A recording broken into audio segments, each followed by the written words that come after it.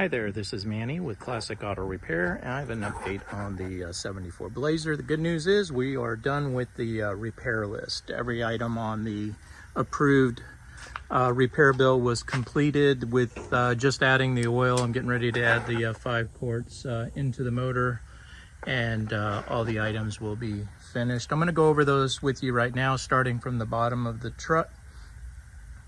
I'm just following along with the billing that you've received, so you can kind of follow along with me. These are road tests on this first labor item.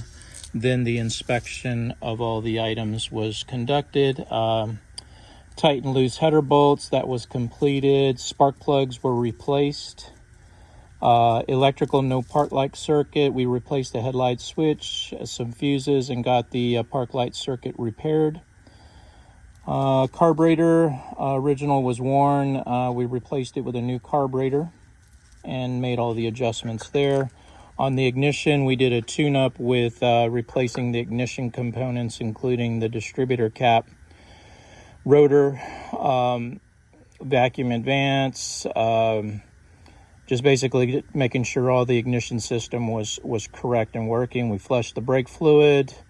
Radiator was in bad shape, so we put a new radiator in there and got all the new antifreeze with the hoses connected. We installed an electric radiator fan on both sides, so you have an electric fan coming from the motor side as well as from the front of the car or the grill side. So there's two. One is a 16-inch, one is a 12-inch, and that's going to create good flow during the Texas summer to help offset the high temperatures. Next page on the sheet, the last page, rolling down the list, we could not tackle the windows. That's not in my scope of service, so we'll have to get that figured out and get those windows going up and down. The rear license plate was installed, so let me show you that. And the license plate light.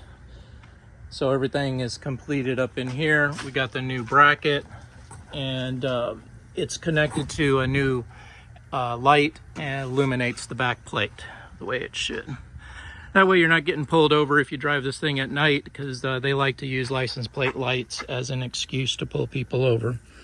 The next item was we cannot offer a belt modification here. I didn't have any solutions for your seat belts.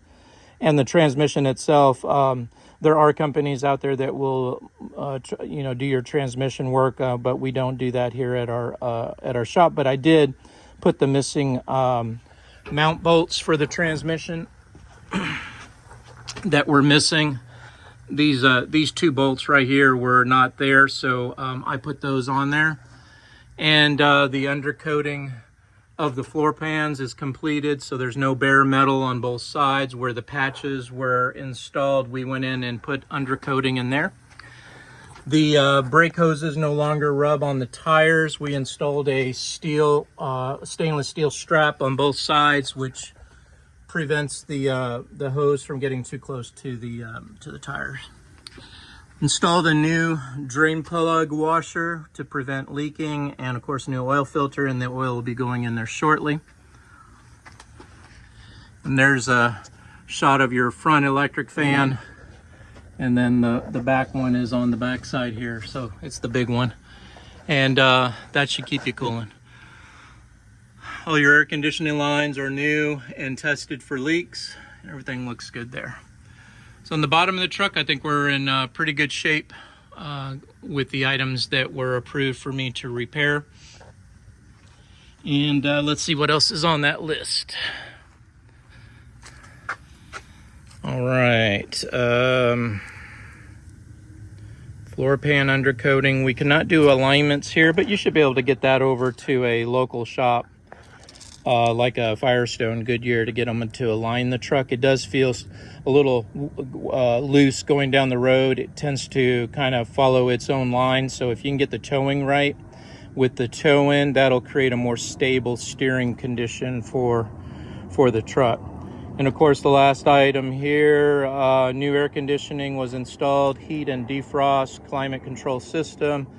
air conditioning and heat, so you'll have good heat this winter. AC control head was upgraded for an exact fit in the truck. So let me go ahead and get the truck down and we'll look at the rest of these items here. Okay, we're on the top side of the truck now. You can see the new radiator installation, and here's the overflow bottle for the radiator. I removed the old one that it had in there. It was pretty crusty, and this would give us a better location for the overflow bottle. These are your electric fans, relays 1 and 2, your quick disconnect if you ever want to completely disconnect the electrical system. Turn that black knob, completely unscrew it, disconnect the cable really easily without having tools if you ever need to do that.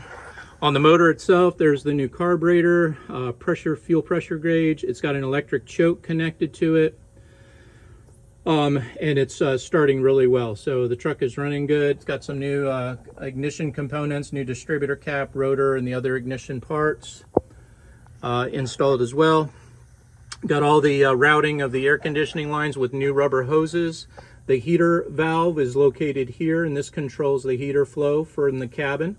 The control head has a heat and cold position, and this little electronic switch moves the valve to allow hot antifreeze to come into the heater core and warm the cabin.